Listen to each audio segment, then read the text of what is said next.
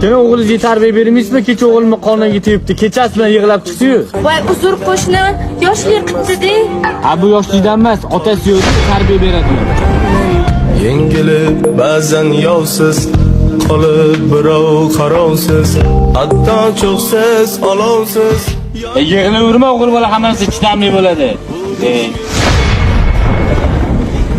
Ko'zim hayratda uyalmasdan Qo'shni, yaxshimisiz? Yaxshi o'tiribsizmi? O'g'lingiz yaxshimi? Yaxshi, rahmat. Oyog'i qayrilib ketibdi, uyda gips qo'yganmiz. Oyog'i qayrilibdi.